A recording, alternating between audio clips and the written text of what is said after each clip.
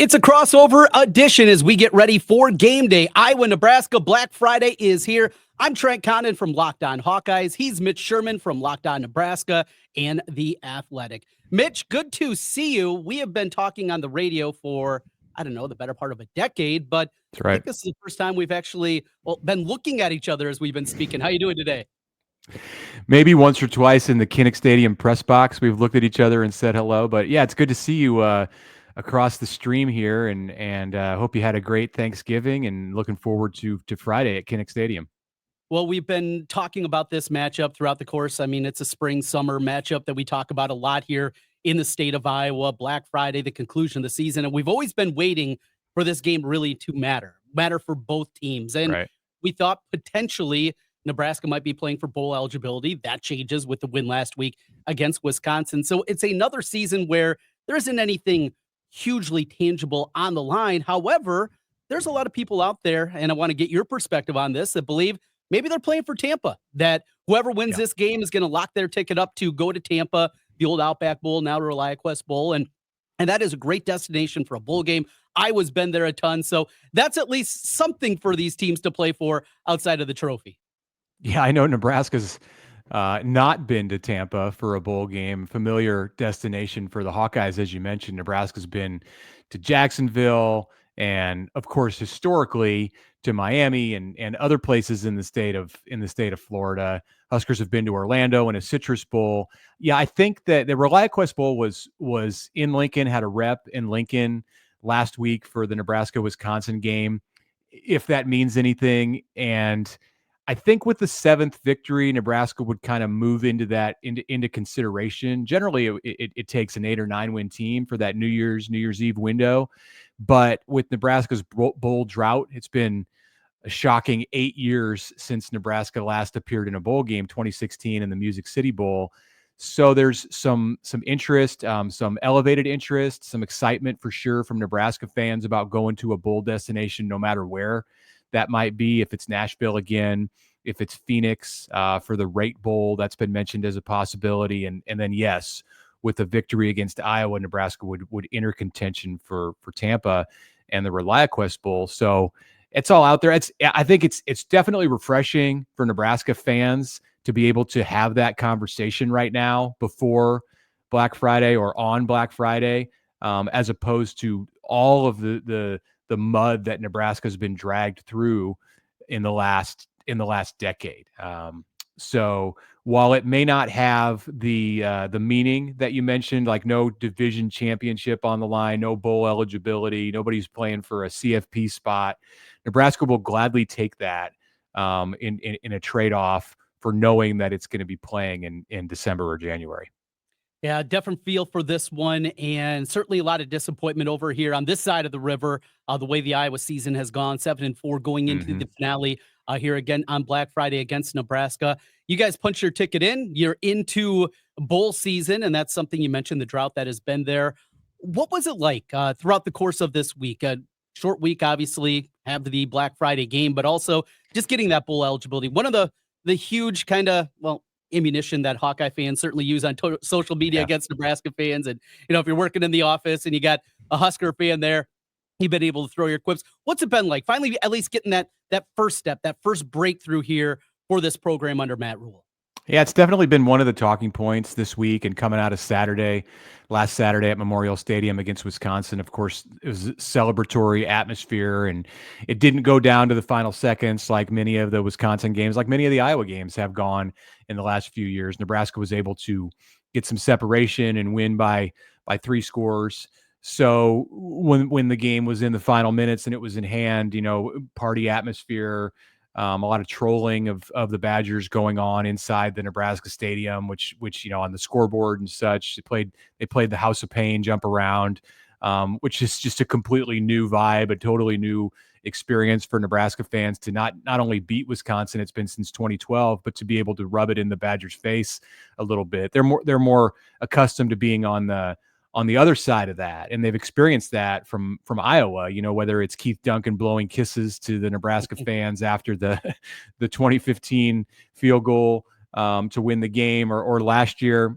And Matt Rule brought this up. I had forgotten about it, but Matt Rule brought up in his Monday media availability this week, the Iowa players waving and saying Merry Christmas to the Nebraska fans and players as they left the field with a victory that, of course, kept Nebraska out of a bowl game last year. And that was another walk-off field goal, just a wild finish in Lincoln last year, where Nebraska seemed to have at least overtime secured, but through an interception, and then Iowa with the backup kicker was able to win it. So this week Trent has been different than the normal like Thanksgiving week, and the whole month of November has been colored by this Dana Holgorsen situation with the Iowan, Mount Pleasant, Iowa. Grew up a Hayden Fry Hawkeyes fan, and of course former 13-year coach in the Big 12, is Nebraska's offensive coordinator in his third game. Just came in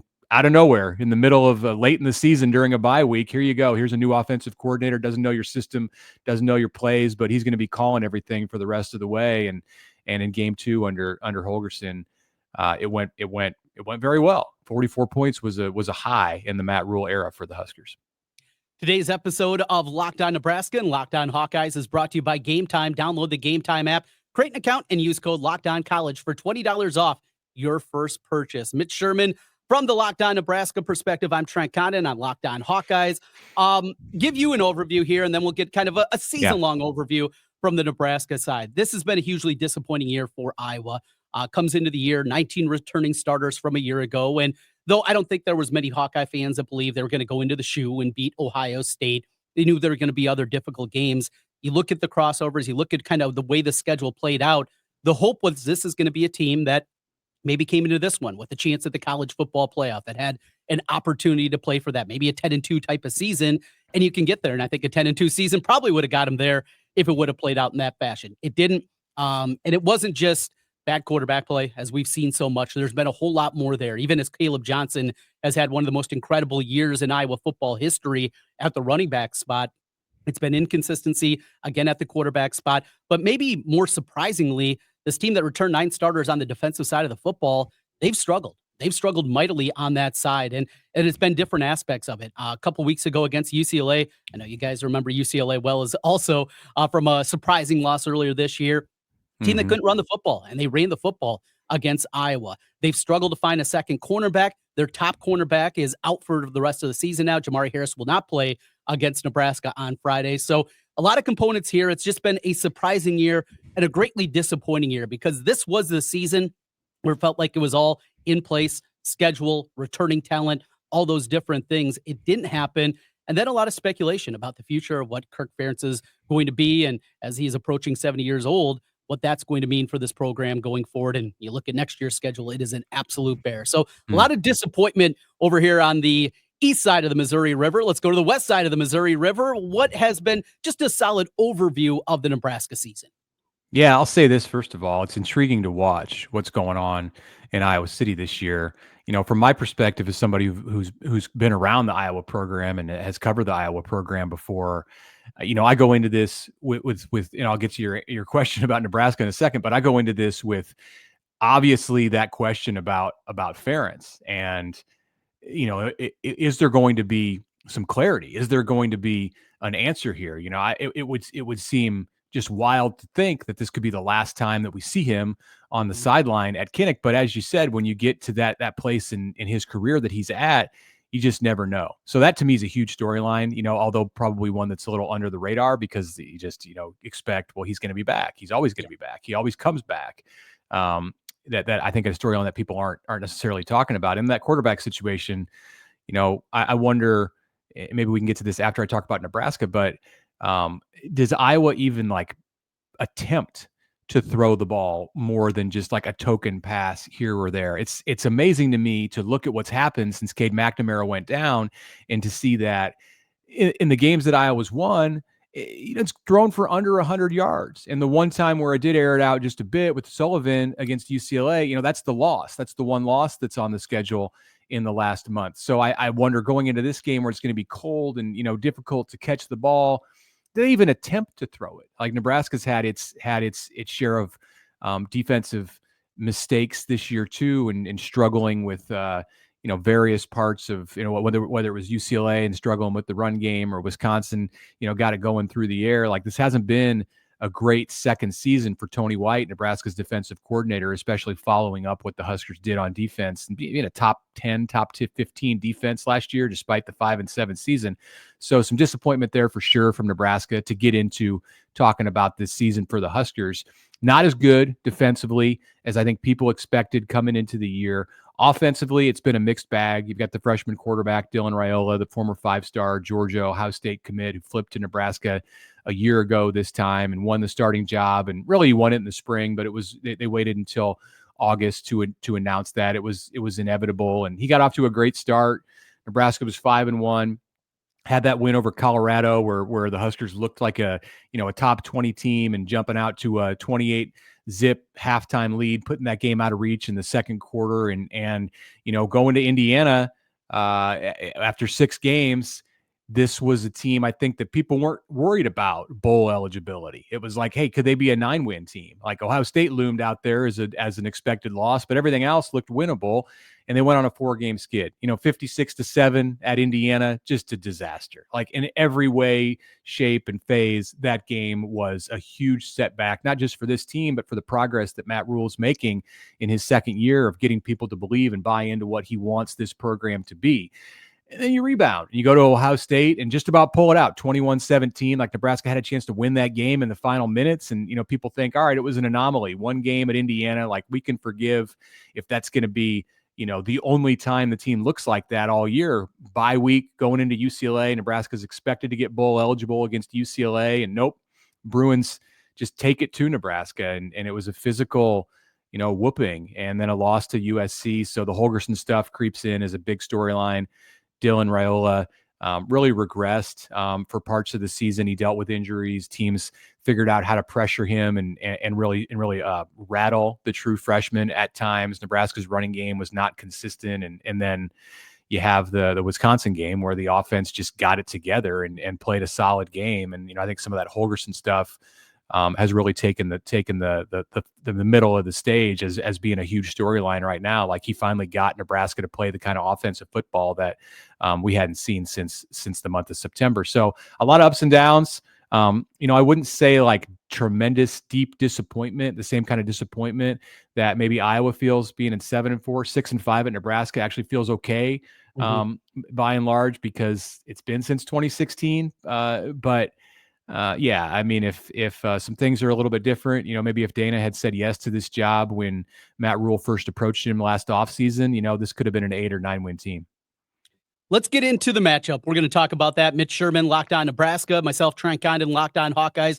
A crossover edition. What we're going to see on the field Friday night against the Nebraska Cornhuskers for the Iowa Hawkeyes. Kinnick Stadium, chilly, as Mitch mentioned. We'll talk about that as we continue here. A crossover edition. Locked On Nebraska and Locked On Hawkeyes. Today's episode is brought to you by Game Time. Game Time has a new feature called Game Time Picks. Makes getting tickets to see your favorite teams play live even easier. Game Time Picks filters out the fluff to show you only incredible deals on great seats, so you don't have to waste time searching through thousands of different tickets. I love the Game Time app. I love the ability to know exactly what my total is going to be up front. All-in pricing. Toggling this feature shows the total up front. No more surprise fees at checkout. A lot of times, maybe you're going to a new stadium. Maybe you're a Nebraska fan coming to Kinnick for the first time. You can get panoramic views from your seat in the app before you buy with the Game Time app. Take the guesswork out of buying tickets with Game Time Picks. Download the Game Time app, create an account, and use code LOCKEDONCollege for $20 off your first purchase. Terms apply. Again, create an account and redeem code LOCKEDONCollege. LOCKEDONCOLLEGE for $20 off. Download Game Time today. What time is it? Game time. And I would like to tell you about Home Field. Home Field is an exclusive apparel provider of the Locked On Nebraska podcast. We love the gear at the Locked On Nebraska podcast. You'll love it too.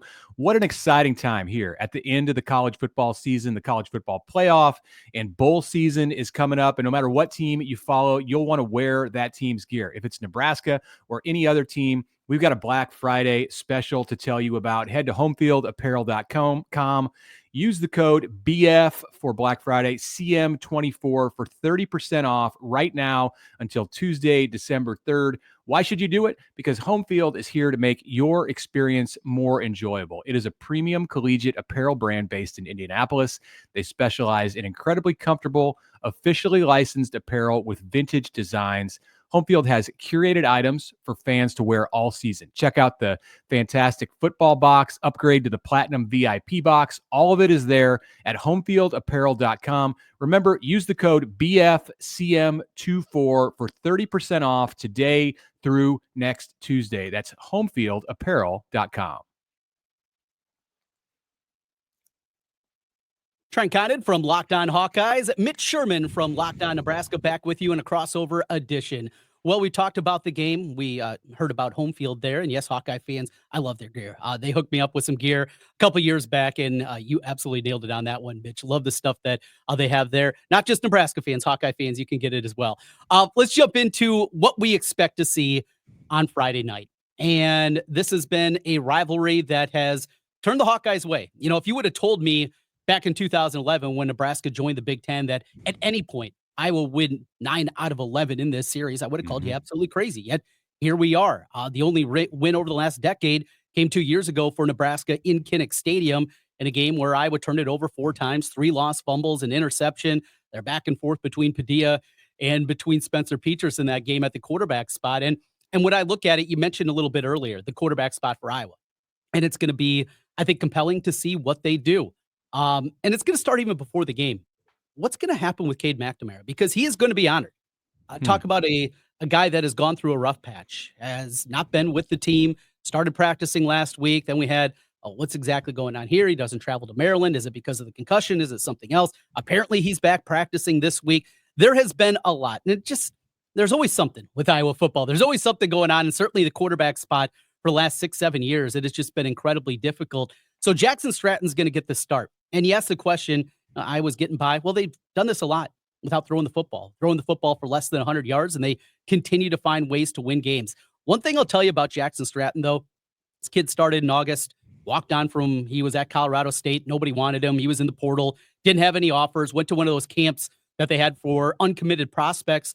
And Tim Lester saw him, liked what he did. Dude's got a hose. I mean, he's kind of a skinny guy, tall, angular type of guy, but he has got an absolute rocket arm. I think the best arm talent that Iowa has. Now, it says something, too, that your 5th-team walk-on has the best arm talent in your room, too, but that's another conversation. But he can sling it. And against Maryland, they made it very simple. It was one read, but it wasn't across the middle. It wasn't simple dump-offs. It was using that big right arm and throwing it down the field, deep ins, deep outs, those kind of throws. So he's got arm talent. He just doesn't have a whole lot of experience. And against this Nebraska team, the way they're built up front, I think he's going to have to throw the football. And it doesn't have to be a ton, but he's going to have to make some throws, I believe, to beat Nebraska. Yeah, there's an opportunity there for him to do it. And we saw it with Wisconsin and Braden Locke last week in Lincoln. And part of that was because Wisconsin played from behind the whole game, got down 34-10 early in the fourth quarter, tried to mount a comeback, hit a couple of big throws, but Nebraska was able to keep the distance in that game. And Huskers have been solid in the secondary for most of the year, but some struggles have occurred lately. And some of that involves like the on again, off again availability of Tommy Hill, who was the Huskers' best corner to enter this season. At some point was projected as a possible first-round NFL draft pick, was a starter, 4 interceptions all through last season, had the pick 6 against Shadur Sanders in the Colorado game. That was a highlight of the entire season. And then had a foot injury, and Tommy Hill just hasn't been himself. And before the Wisconsin game, Matt Rule came out and said, "Look, we're going to shut him down." I think some of that is because he just hasn't been able to be healthy, and then also because he's only hurting himself. Like at this point, he's hurting Nebraska, he's hurting himself, and doesn't want to put that necessarily on film of him being at 50% or 80% or whatever it is. So Nebraska's in a bind at one of the corner spots. Fortunately for the Huskers, Sierra Wright, the USC transfer who arrived in Lincoln just this summer, has emerged as Nebraska's best corner, arguably Nebraska's best defensive back, and the Huskers are strong at the safety positions with Deshaun Singleton and Isaac Gifford. But Sierra Wright has been the most consistent guy in coverage, had a pick 6 against USC, played well against Wisconsin and really all through the second half of the season when he got his opportunity after Tommy Hill was hurt. So Nebraska doesn't have a whole lot of options beyond him. Marquise Buford has played the corner spot. Malcolm Hartzog has played the corner spot. Those guys are more safeties. They're built more like safeties. And I think there's an opportunity there, much like what we saw against Wisconsin. If Stratton can get that arm going, for Iowa to hit some stuff over the top of this Nebraska defense. That's how Nebraska did it to Iowa 2 years ago at Kinnick. I remember that game as the Trey Palmer game. Mm-hmm. You see him now in the NFL, and he was a 4-3 guy at the combine. Iowa didn't have, even with great defensive backs, didn't have anyone to go out and cover Trey Palmer on a deep route. It showed in that game, and it's why Nebraska won that game 2 years ago.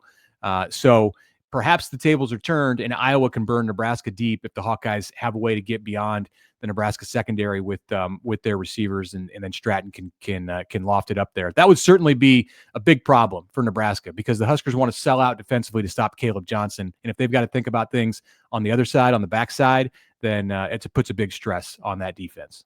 It's going to be incredibly cold. Might be the coldest game in Kinnick Stadium history. The low is 19 degrees, I think, a game time temperature that we've seen before. So we know it's going to be chilly there. It's going to be a lot of ground and pound.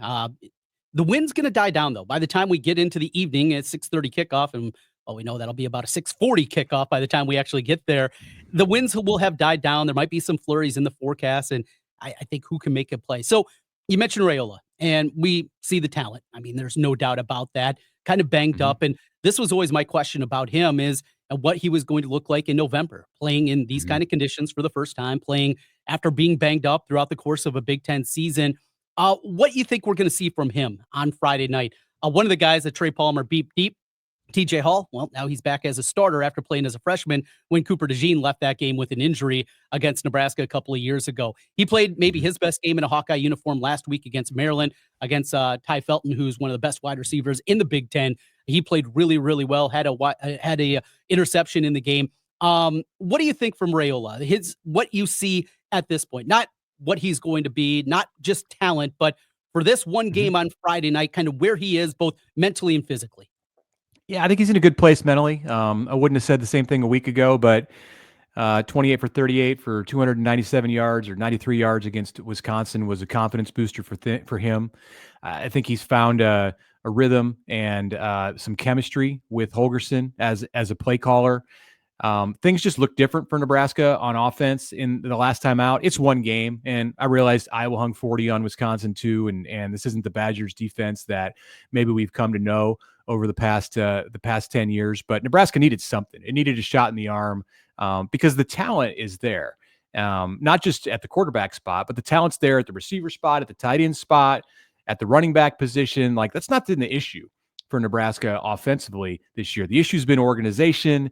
The issue's been like having focus. The issue's been keeping pressure away from Dylan Raiola. The offensive line has played probably its best 2 games of football, if you listen to the assessment of the coaches in the last 2 weeks against USC and then Wisconsin. So where's Raiola?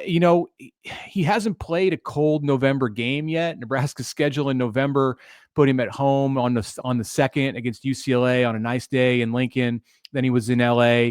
Obviously, it was nice out there on the 16th, and back home last Saturday on November 23rd wasn't anything that where weather was a factor at all. It was a much nicer afternoon than what we're going to see at Kinnick. I don't think he's the kind of guy who is going to really struggle in that way. He has kind of a lineman mentality about him. Of course, his dad, Dominic, was a longtime center in the NFL, played for the Detroit Lions. Dylan's uncle, Donovan Raiola, is the offensive line coach at Nebraska. Like, those guys are not in any way built like physically or mentally. And this goes down to Dylan and his brother Dayton, who's a Nebraska quarterback commit in the 2026 class. They're not built in any way physically or mentally to like shy away from cold weather. Dylan kind of grew up in Detroit, despite the Hawaiian heritage, and just despite the Arizona and Georgia high school career that he had. He grew up in Detroit, and he knows about the cold, so it's not going to surprise him. He was standing outside on the turf at Memorial Stadium this week on Monday and Tuesday nights watching the high school championships. It was cold those nights, so that's not a big concern for me. But it's going to be tough to catch the ball. And, he throws a hard ball, much like Stratton does. Receivers generally like that, but when it comes in like a cement block on Friday.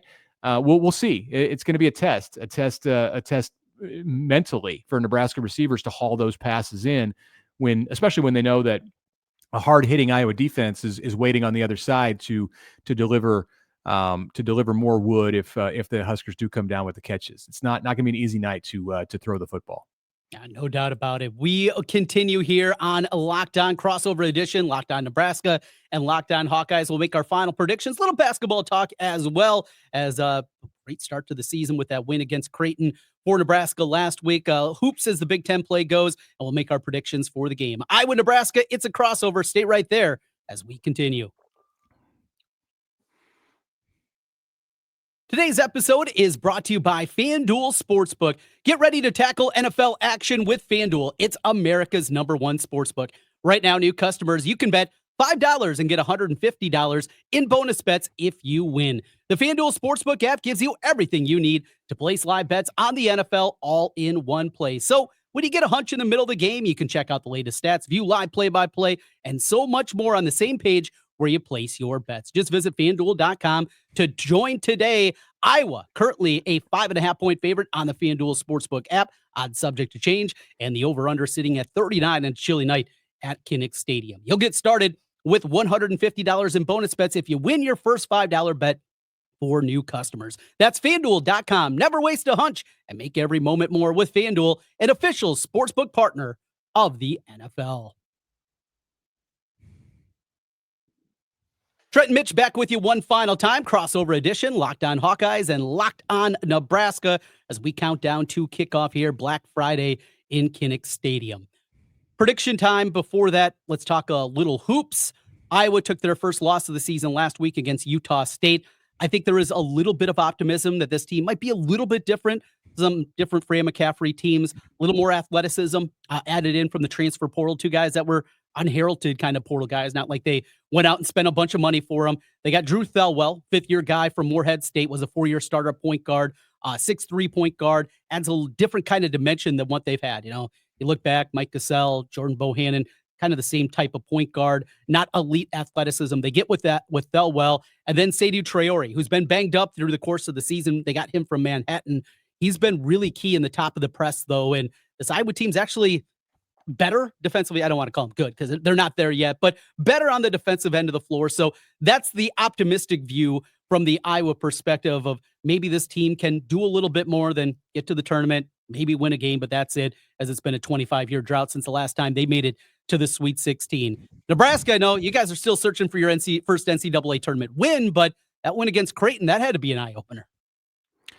Right. You guys know Fred Hoiberg well, of course, in the state of Iowa, and people are happy. People are happy with Fred. I had a lot of questions coming into this season, watched the first few games in the non-conference action, and Nebraska didn't really inspire me with much of what it was doing. It's largely a new team. As you see in college basketball, the Huskers have Juwan Gary down low, Bryce Williams up top, who are back as core pieces. Sam Hoiberg, Fred's son, is a glue guy off the bench, but the rest is a bunch of transfers. Connor Sejan, the Wisconsin transfer that people around the Big Ten know is a shooter off the bench. Nebraska has Raleigh Worcester, a point guard from Utah State, who came in and has done a nice job running the point. Burke Buchtengel, transfer from across the Big Ten at UCLA, is a guy with some skills. Gavin Griffiths, another transfer who's been a bit banged up at the beginning of the season, but is a sharpshooter who can help Nebraska coming off the bench from Rutgers. Yet another Big Ten transfer, Braxton Mia, the big man from Washington, is in to help. And then Nebraska has Aaron Eulis, which is a name that is familiar with Iowa fans. The point guard formerly of Iowa sat out last year because of the gambling situation, but he's been cleared and has been playing in a reserve role for the Huskers too. So a lot of pieces that Fred is working in, and Nebraska had a huge victory in Omaha last Friday night, taking down Creighton in a game that the Huskers just dominated physically. Ryan Kalkbrenner, the All-American candidate for the Blue Jays, who scored 49 points in a game early this season, was 0 for 1 shooting in that game. His one field goal attempt was a missed three-pointer. Nebraska locked him down, double teams in the post, and it's an older team, So yeah, sitting here going into December, we're going to find out. Nebraska's got Michigan State, Indiana early on the Big Ten slate this year. I think there's hope after that Creighton game that this can be a team that returns to the tournament. And after last year getting there and losing in the first round against Texas A&M, I don't know. I wouldn't have said it going into the season, but maybe there's an opportunity for this group to be the one that gets over the hump for Nebraska and gets this program its first NCAA tournament win. I'm at least a lot more interested now to see how it looks in December and January than I felt a week or two ago.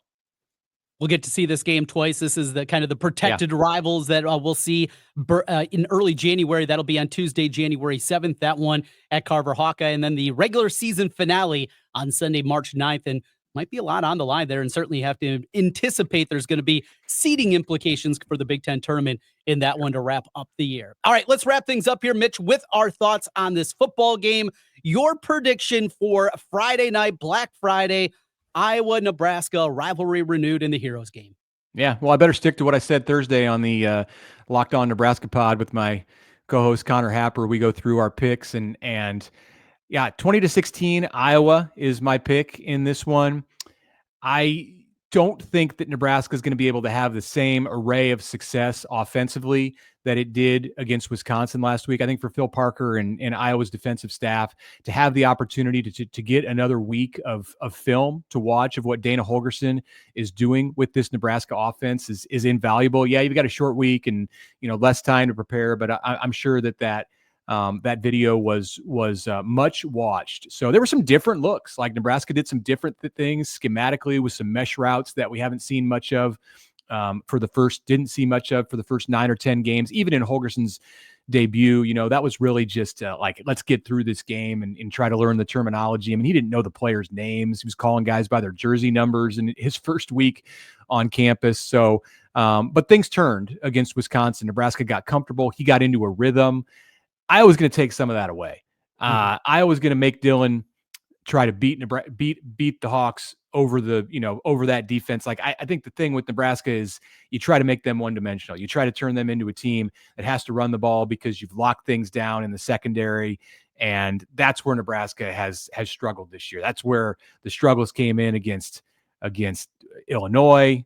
Which was a loss on the Friday night in September against Rutgers, which Nebraska squeaked out a win. Indiana obviously did it. Was Ohio State,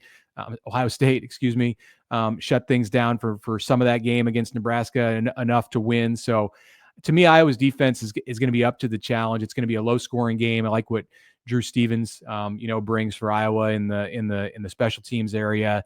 That's an advantage, I think, for the Hawks, despite Nebraska having had a resurgence at its kicker position with John Hole, who has made 8 consecutive field goals after Nebraska went through the first half of the season without anything viable at the kicker position. So somewhat closer to being even ground there in special teams, but I think Iowa wins that aspect of the game and gets out with an 8th victory. 20-16 is my call for Friday night.